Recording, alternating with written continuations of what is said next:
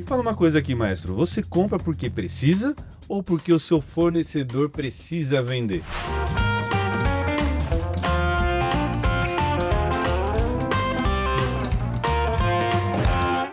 Seja bem-vindo a mais um episódio do Maestria do Varejo, o nosso podcast que vai se conectar direto com a realidade da sua loja. Afinal de contas, o que faz determinar a sua compra na loja? O que você precisa ou o que o seu fornecedor quer vender? E aí, Fabiano César, o que a gente faz com isso? Não me pergunta sobre isso, que isso me deixa muito bravo, muito irritado, porque pra mim quem manda na minha empresa sou eu, quem manda no meu estoque sou eu, quem manda no meu compra sou eu. Não é o meu fornecedor que determina o que eu tenho que comprar e quando eu tenho que comprar. Não existe isso de é obrigado a comprar, não pode pular coleção, não pode deixar de comprar um valor mínimo. Cara, quem manda na sua empresa? Você ou o seu fornecedor? A maioria dos empresários acaba confundindo a amizade com o negócio. Não é sobre isso. Ou confiança, né? Você pode até confiar que você tem um representante, você tem um fornecedor que é parceiro. É diferente, mas quem vai determinar o que você precisa comprar para dentro do seu negócio é você. O fornecedor, ele entende da porta para dentro do negócio dele, da porta para fora. Quem entende aí o seu negócio é você. Então, quem sabe qual é a sua previsão de vendas, quem sabe o que você tem total no seu estoque, quem sabe de fato qual que é o gosto do teu consumidor, é você, dentro do conhecimento da tua loja. Agora sim, eu posso pegar sugestões do meu fornecedor? Até posso, para poder analisar e comparar com os meus dados. Agora, tomar uma decisão de compra só baseado no que o fornecedor está impondo de sugestão, não faz sentido, né? Faz sentido até se ele assinar um termo dizendo assim, eu me responsabilizo se tu não vender isso. Se você não vender, eu posso recuperar essa mercadoria de volta. Pede isso aí pra ele, assina aqui então um termo de compromisso. Será que vai ter vai voar na hora. E aí, eu tô bravo aqui, mas é com razão, porque é o seguinte, Fábio, pra mim, essa relação fornecedor-lojista, ela tem que ser sempre um ganha-ganha. Eu sou um cara que eu tenho vários parceiros comerciais meus de longa data. Eu tenho 3, 4 fornecedores que são longa data comigo e sempre na parceria, sempre num ganha-ganha. Eu continuo sempre comprando, eles continuam me fornecendo, eu tenho uma lucratividade boa porque eles me dão negociações boas, eu devolvo isso para eles em marketing, em clientes, em compras, estão sempre crescendo com eles. Mas é sempre no ganha-ganha. Eu não estou só tirando o que eles podem me dar e não devolvendo nada e nem vice-versa. Agora, a relação quando fica só um lado ganha, o cara quer te empurrar tudo que ele pode e aí se tu vai vender ou não, depois ele não faz nada para te ajudar, cara, isso não dá mais, né? Isso aí ficou no passado. Né? Aceitar a imposição da indústria é um erro banal que você pode cometer dentro da sua gestão de compras, né? Porque a indústria, ela precisa escoar a mercadoria, ela precisa vender até mesmo aqueles produtos que não deram certo para ela, que os bons clientes deles não compraram, não aderiram àquele produto específico. Ela precisa escoar para algum lugar. Para onde que ela vai escoar? Para quem não tem domínio da gestão. Então, você como empresário, você tem que olhar para dentro do teu negócio e ver o que faz sentido para você. Olha só, gente, mínimos de compra, eu preciso tomar muito cuidado. Às vezes é um produto legal, é um produto que vende bem na minha loja, só que o mínimo de compra que eles acabam estipulando para você, meu Deus, é muito além daquilo que você precisa. Você precisaria ter um produto ali para 3 meses de faturamento, só que o mínimo que eles fazem você comprar vai para 5, 6, 7 meses. Então tem que tomar cuidado até nisso, né? Tem muitas pegadinhas, né, Fábio? Tem uma agora que é mais recente aí, que já faz uns anos que eles estão usando, percentuais de desconto por proporcionais à quantidade de peças... Progressivos? Por quantidade de peças que você compra, ou seja, descontos progressivos. E aí tu acaba comprando por bonificação ao invés de por necessidade. Cara, isso é um grande erro, porque olha só... Digamos que tu tem uma meta de faturamento X e tu precisava comprar 100 peças desse produto para atingir a tua meta. E aí a gente está falando sobre atingir a tua meta. Não quer dizer que tu vai vender tudo. Tu tem que tentar vender tudo para alcançar a tua meta. E aí o cara pega e vira para ti assim, cara, mas se tu comprar 120 peças, tu tem 10% de desconto. Se tu comprar 150, tu tem 15%. Agora se tu comprar só 100, tu não tem nada. Melhora a tua margem, cara. Vai lá, aí tu vai lá e compra 150. E aí, o que acontece? Ou tu vai ter uma mega venda que não é normal, a não ser que esteja isso desenhado na tua tendência, e se estiver desenhado na tua tendência, vai estar na tua meta. Então, se isso não está na tua meta, não fuja da tua meta. Não fuja da tua meta de faturamento, porque a tua meta de compras tem que estar diretamente atrelada a ela. A partir do momento que tu comprar mais do que tu deveria ter comprado, com certeza isso vai gerar excesso de estoque. Com certeza isso vai causar um problema no teu fluxo de caixa. Com certeza isso vai causar um problema de encalhe no teu estoque. E isso é muito Sim. difícil de resolver Tanto depois, que né? uma das análises que eu faço quando a gente vai analisar as compras dos nossos mentorados é justamente entender qual que é a minha previsão de vendas. Dentro dessa minha previsão de vendas, quanto que eu vendi no mesmo período do ano anterior. Dentro do que eu vendi no mesmo período do ano anterior, eu vou olhar o quanto que eu tenho de estoque hoje na minha loja. Eu vou olhar qual que está a minha tendência atual da minha loja. Eu vou analisar hoje como é que está a cobertura desse fornecedor. Eu vou analisar como que está a margem desse fornecedor. Eu vou analisar hoje quais são os top 10 produtos vendidos atualmente desse fornecedor que eu estou negociando e quais são os top 10 que eu vendi dentro do período de vendas que eu fiz do ano passado, que agora eu estou fazendo essa previsão de faturamento. Caraca, olha, Perfeito, Fábio. Agora eu te olha as pergunto. análises, e ainda tem mais aqui, vai faltar dedo aqui para Vai eu fazer botar isso aí. 10 dedos aí, eu vou te perguntar e a resposta não vai mudar. É perfeito isso que tu está falando. Agora, desses 10 tópicos que estava na tua mão cheia aí, quantos deles o teu fornecedor tem acesso? Um ou dois? O resto ele não sabe o que está acontecendo, ele não sabe a tua previsão de compra, ele não sabe a tua previsão de venda, ele não sabe os 10 mais vendidos dentro da tua loja, ele não sabe. Ele sabe os 10 mais vendidos dentro da indústria dele, a margem de lucro que ele pode te dar, essas coisas ele sabe, mas todo o resto aí das métricas que tu trouxe ele não sabe. E aí, como que ele pode decidir? Ele sabe a margem desejada, efetiva, muitas das vezes ele nem tem noção, porque às vezes você teve que queimar o preço dele para poder girar o estoque. Aí quando você viu que vendeu com uma margem bem abaixo do que você desejava, você vai lá e compra mais. É, por isso que eu te digo, como que pode a indústria definir o quanto você deve comprar sem que ela tenha acesso a tudo isso? É impossível. Aí que está o erro. E a maioria dos empresários faz isso, compra em cima de quantidades mínimas obrigatórias, não pula coleção de jeito nenhum, porque senão a marca vai cortar a licença dele, não faz liquidação na hora que deveria estar fazendo, ou promoção porque a marca não permite, e assim vira um escravo daquela marca, né, Fábio? Mas assim, até que ponto que você vai ficar, como você mesmo se referiu, escravo daquela marca, daquele fornecedor? Se você tem uma marca, um fornecedor que tem uma alta representatividade no teu faturamento, a primeira coisa que você precisa fazer é fazer uma redistribuição dessa venda. Eu não posso ter um fornecedor que representa 40, 50% da minha venda. Eu tenho que organizar isso daí de uma maneira em que estrategicamente eu vou trabalhar com outras marcas, outros fornecedores, para que eles aumentem o giro e consigam consumir um pouco dessa parcela de share, né, que a gente chama de participação do meu faturamento. E de 40 a 50 eu reduzir para 20, para 15, né? Distribuir isso daí.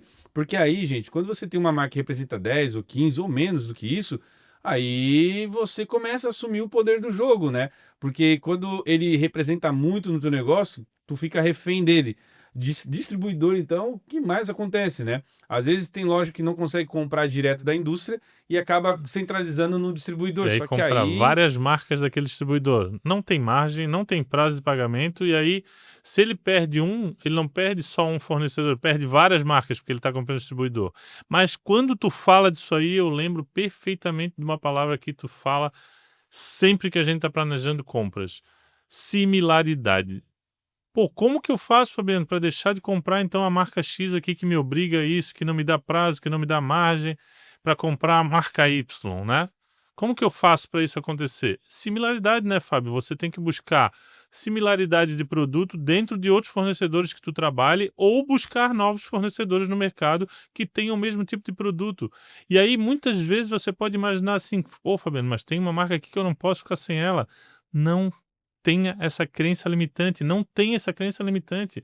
Você pode sim viver sem qualquer uma das marcas que você trabalha, a não ser que você seja uma franquia de marca única, né, Fábio? Daí aí não tem como brigar. Mas fora isso, cara, eu vejo no meu ramo. Meu ramo é ótica.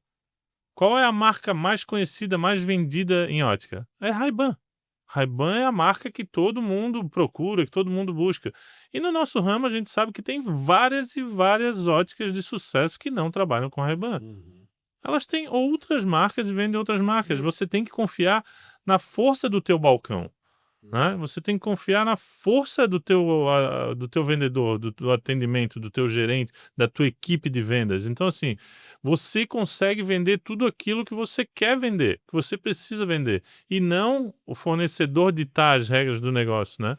E outro ponto também, ó, lembra que os dedinhos estavam acabando. Outra análise que você precisa fazer envolve a questão do financeiro. É você olhar para a questão de prazo de pagamento, é você olhar para o equilíbrio entre o recebimento e o pagamento, né, da indústria. Então, hoje, como é que está a sua programação de recebimento? Porque às vezes você tem que vender um produto e para poder girar, tu vai ter que quebrar na parcela ele com o teu cliente, né? E essa parcela, às vezes você negocia com o fornecedor 90 dias e com o cliente tu vende em Em 10 10. vezes. Pô, a conta nunca vai fechar. Ah, Fábio, mas o meu fornecedor também nunca vai fazer em 10. Tá bom, mas aí ele precisa negociar a questão de custo Se para ele você faz em conseguir 5, se ele faz em melhorar o 6, né? prazo, né? Porque aí você, se ele fizer em 5 e 6, você consegue fazer algumas antecipações ali em termos de negociação com o cliente, não de antecipar cartão, tô falando de antecipar, fazer o cliente pagar as últimas parcelas ali, né? Antecipando as parcelas. Então tem várias ações que a gente precisa fazer, mas eu tenho que ter esse equilíbrio do que adianta eu ouvir o meu fornecedor e, nossa, eu vi um caso, Fabiano, de uma rede de loja que eles conseguiram bater um recorde de faturamento assim incrível, sabe? Foi o ano que eles mais faturaram, que eles geraram mais resultado para dentro do negócio. Só que foi o ano que eles quase quebraram. E como é que pode uma empresa sair, por exemplo, de um faturamento anual de 5 milhões para 8, 9 milhões de faturamento e correr o risco de quebrar? Porque para eles conseguirem atingir esse nível de faturamento, eles tiveram que fazer uma alavancagem financeira. Aí, com essa alavancagem financeira, eles tiveram que fazer o quê? Negociar com o cliente, proporcionar para o cliente condições, flexibilidade de pagamento no produto. Então, eles estavam vendendo em 10, 12 vezes parcelamentos ali com o cliente. E a indústria, para conseguir suprir a antecipação ali de compra que ele queria, porque ele estava acelerando muito rápido. E a indústria virou e falou assim: amigo, eu posso até produzir isso aí que você está me pedindo, mas para esse volume aí tu vai ter que me pagar antecipado, porque senão eu não tenho caixa para conseguir fazer essa produção.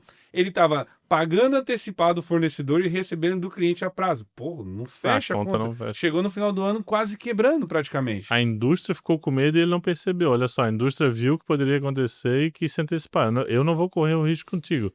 O risco é todo teu. E aí dá nisso, né? Então a gente tem que tomar muito cuidado, né, e ter esse olhar entre prazos de pagamento e recebimento. Como é que está esse equilíbrio hoje dentro da sua loja? Qual que é a participação? Você que trabalha com crediário próprio ou crediário, né, de terceiros, como que está esse parcelamento seu? Quanto? Separa por grupo. Quanto da minha venda no cartão parcelado é de 2 até 5 vezes e quanto que é de 5 a 7, de 7, de 8 a 10, né, 12, para que você entenda e criar ações, né, Fabiano, para a gente conseguir diminuir isso daí, que é um ponto que a gente já trabalhou com muitas empresas nesse sentido. Ah, sim. A gente falou muito de bônus, de salário, de outras coisas em outros episódios, e tem uma parte de bonificação que está vinculada a isso aí. Eu tenho empresas que eu trabalho que elas pagam a comissão diretamente relacionada com a forma de pagamento do cliente.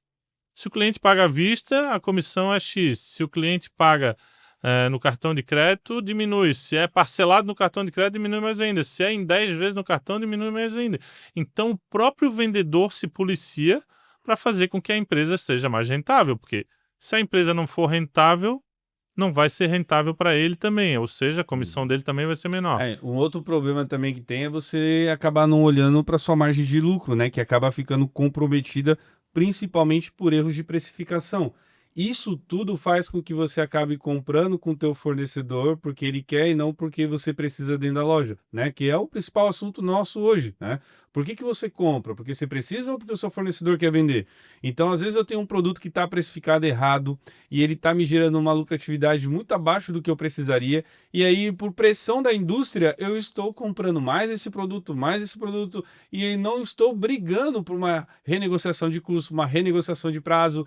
E aí, no final, aquilo que eu acho que é bom só tá me prejudicando. Eu até vou te dar um exemplo de uma coisa que é bem legal que acontece comigo, porque a gente parece que está só falando mal de fornecedor aqui, mas tem bons exemplos no mercado.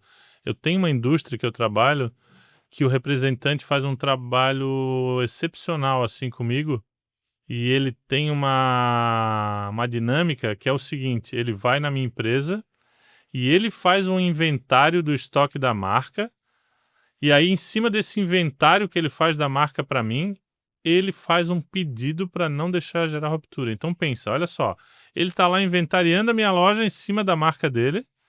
Dentro desse inventário, ele percebe o que eu vendi, porque ele tem o meu histórico anterior. Em cima do que eu vendi, ele gera um pedido de como é que é? Sugestão de compra para mim. E aí, em cima desse pedido de sugestão de compra, eu só analiso e aí faço a compra. Ou seja, eu tenho um analista de compras dentro da minha loja que não é pago por mim, é pago pela indústria. E aí eu te pergunto assim, Fábio, pô, e como que é isso? Ele faz de tempos em tempos? Todos os meses ele tá lá fazendo. Cara, em termos de giro, é a marca que eu tenho o melhor giro de todas, porque eu estou sempre repondo na hora que eu preciso, sem deixar gerar ruptura e sempre sobre os mais vendidos, sem fazer excesso de estoque. É a marca que eu não tenho excesso de estoque, não tenho produto encalhado e é a marca que eu tenho mais giro. É a marca que me dá mais lucro? Não, mas é a marca que no giro é o que eu mais ganho e tenho maior Teve lucratividade. um episódio que a gente falou muito sobre o giro de estoque, e para você que está nos ouvindo, nos assistindo aqui, eu vou deixar aqui uma como sugestão para você poder assistir esse episódio, porque eu sei que vai complementar muito na sua gestão e nas estratégias que você está querendo construir para dentro do seu negócio. Boa. Isso daí, Fabiano, é fundamental, né? Porque quanto mais a gente acelerar esse giro de estoque, mais lucratividade a empresa vai ter. Não é só dentro da minha empresa que existe isso, né? Eu falei aqui que dentro da minha empresa eu tenho um dos meus fornecedores que fazem isso. Mas em supermercado, em lojas de conveniência, em vários setores aí, principalmente o alimentício faz muito isso, a indústria já está fazendo esse trabalho, Fábio. Da indústria fazer essa contagem, esse inventário e gerar sugestões de compra e fazer. Então, assim, há muitos anos a Ambev, com bebidas, faz isso, só que a entrega deles não, a entrega não é tão boa quanto o processo de sugestão de pedido, mas se fosse, pensa no quanto a indústria poderia vender a mais, ao invés de simplesmente botar o representante lá para ficar empurrando aquilo que não faz sentido para ti. E eu acho estranho sobre isso, Fábio, porque assim, ó, do mesmo jeito como tem um produto que não faz sentido para mim, esse produto faz sentido para o outro.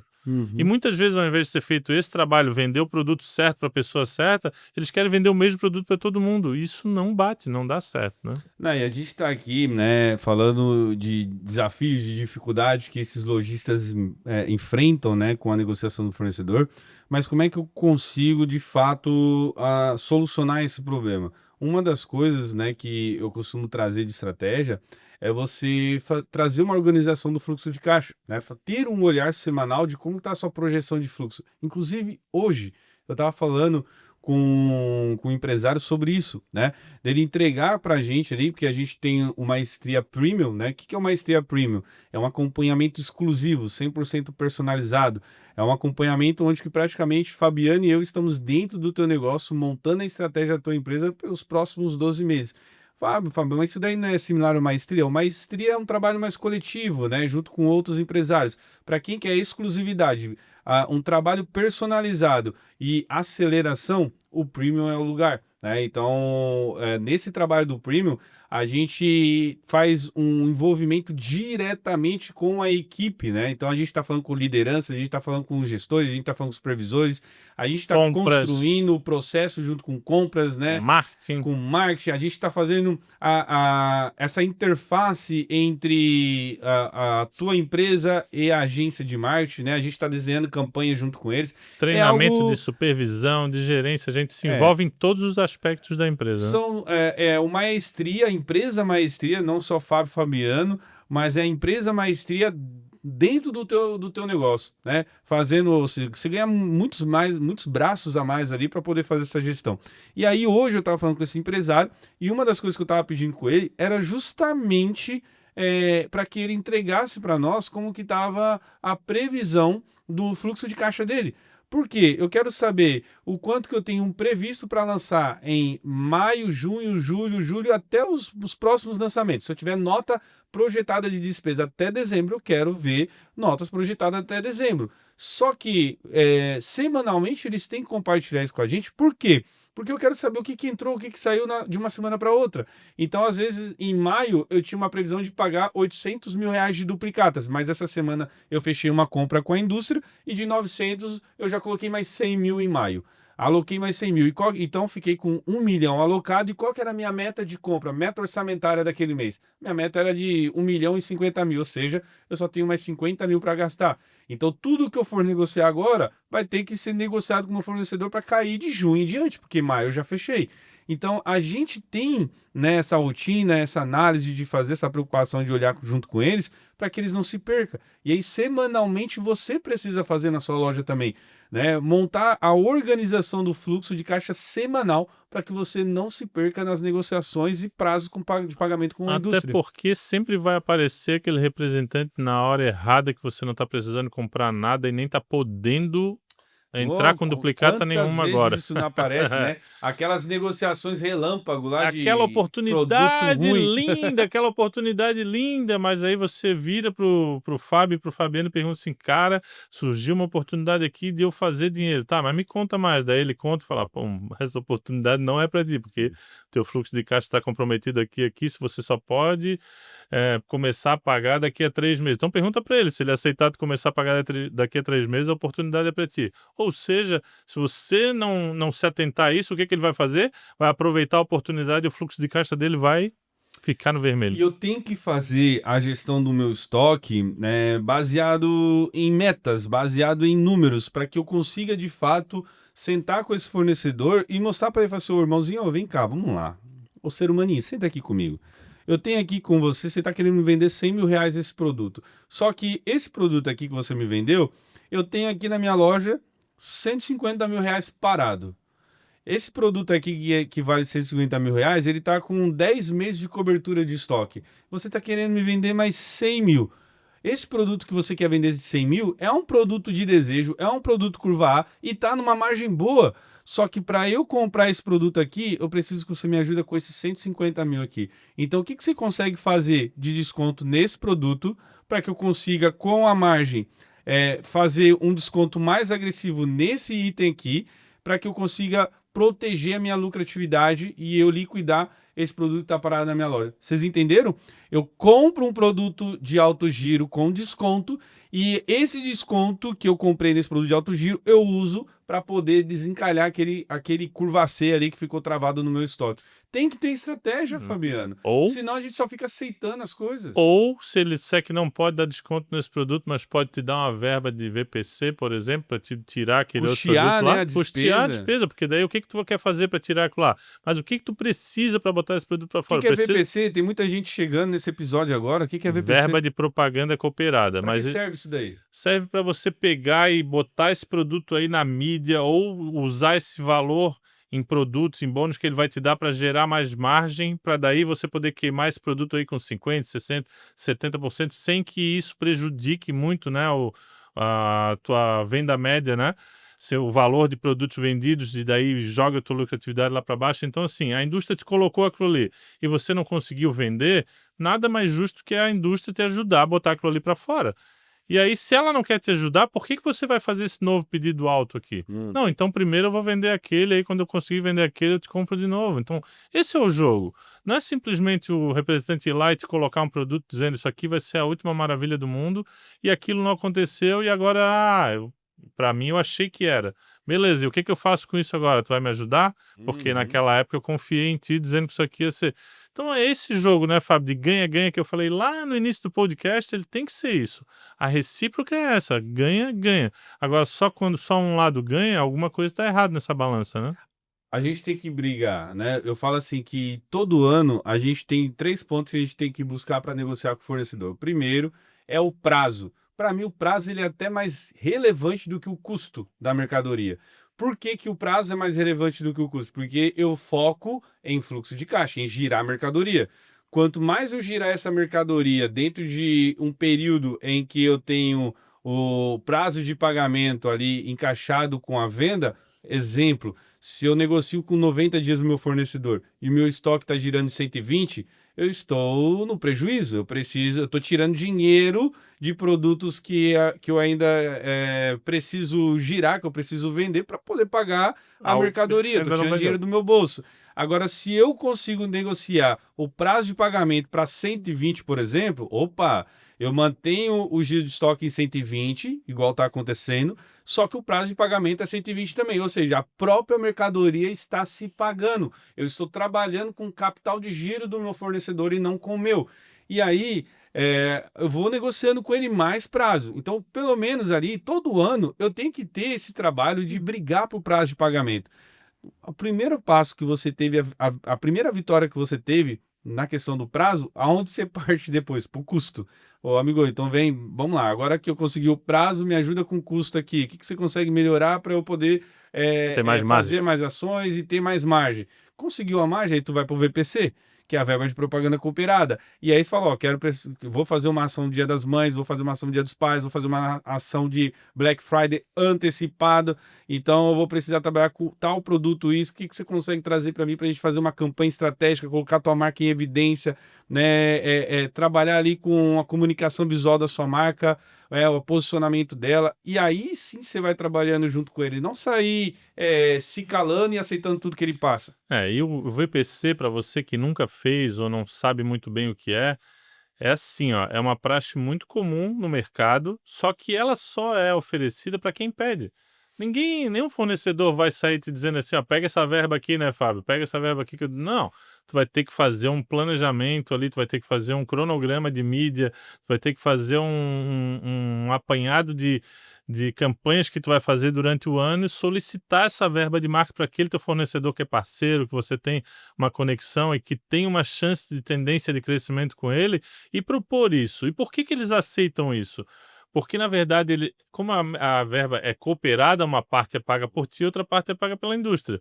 E aí, todo o trabalho para fazer isso acontecer é contigo, ou seja, tu vai correr atrás do outdoor, vai correr atrás do rádio, vai correr atrás Ou seja, tu está trazendo o teu trabalho e divulgando a marca dele não só para tua loja, mas para como o mercado inteiro, né, Fábio? Porque quando eu faço um outdoor de uma marca X que eu trabalho, não é só o meu cliente que vê aquela propaganda. O cliente da concorrência também vê, todos os clientes veem aquela propaganda ali. Nem todos vão voltar na minha loja. Uhum. Alguns vão na loja de preferência deles ver aquela marca. Então a marca tem muito a ganhar.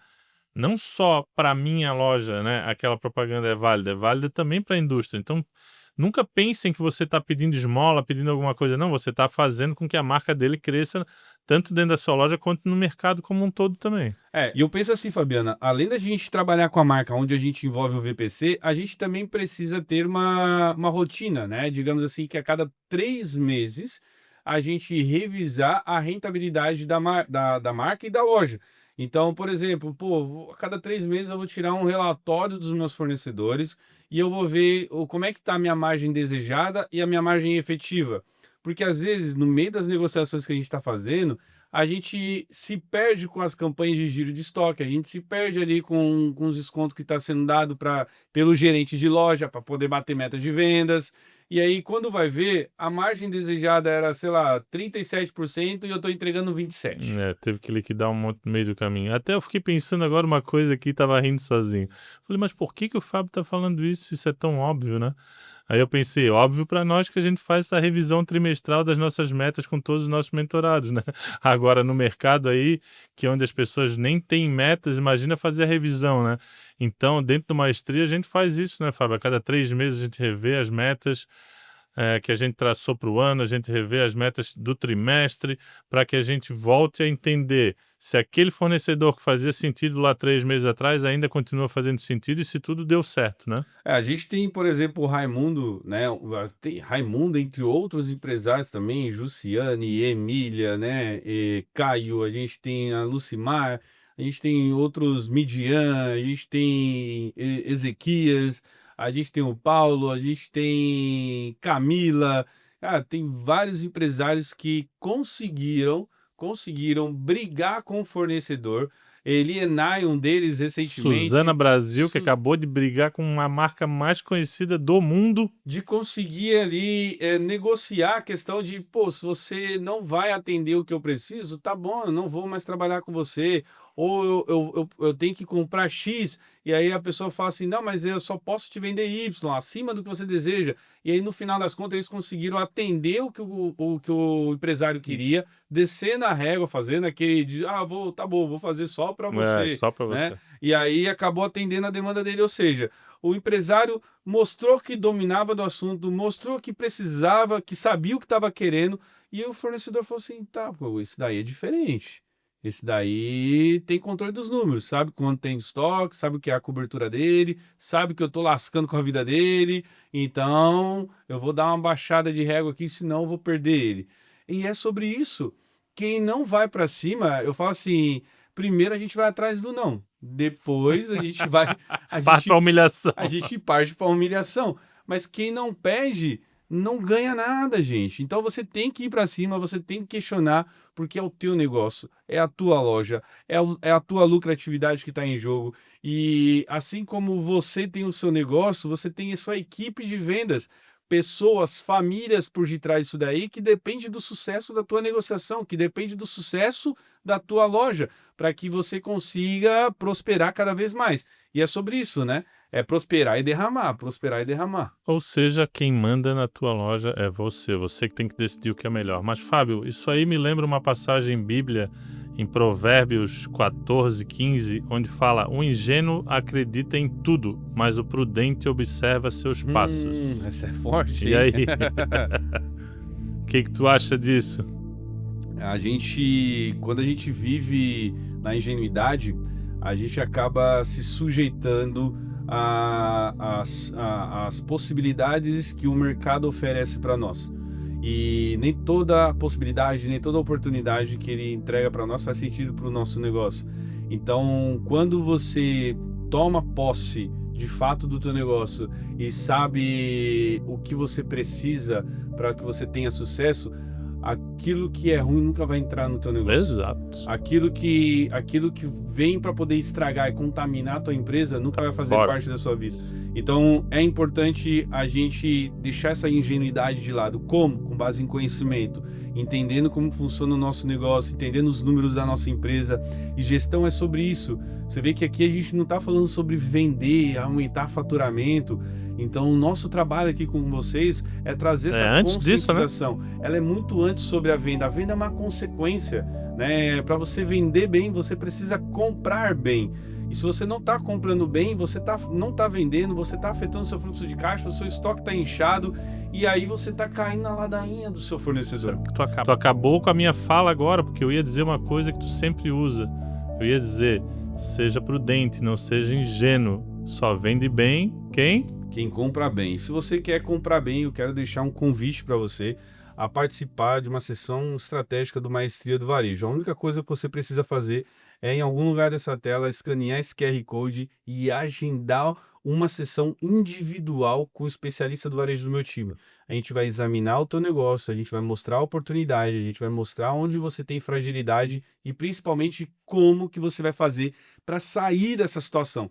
Então não perca tempo, clique agora mesmo nesse botão ó, em algum lugar dessa tela e faça a sua aplicação. Eu quero muito poder conhecer você, conhecer a tua história e poder te ajudar e colocar você e a tua empresa no palco do Maestria do Varejo ao Vivo, que é onde a gente faz esse reconhecimento dessas placas que estão aqui atrás de mim, atrás do Fabiano, reconhecendo você como maestro do seu negócio, que de fato você está dominando a gestão dos seus indicadores. Galera, queria agradecer a você, Fabiano César. Obrigado mais uma vez, foi vocês excelente. que estiveram aqui com a gente. Muito obrigado, Fabiano. Top demais. A gente encerrando mais um episódio, eu quero deixar esse convite. Se você ainda não nos acompanha nas redes sociais, fabio.arrudaoficial, e lá no YouTube, @Maestria do Varejo, e nos canais de streams. A gente tem o podcast, a gente tem Spotify, podcast no Deezer, no Spotify, @Fala Maestro. Vai lá, acompanha a gente e já segue a gente no Instagram também e no YouTube, que vai estar bombando. A gente vai trazer muito conteúdo novo para você. Valeu, amigo. Um Valeu, abraço, pessoal. até a próxima. Forte abraço, até mais, tchau, tchau.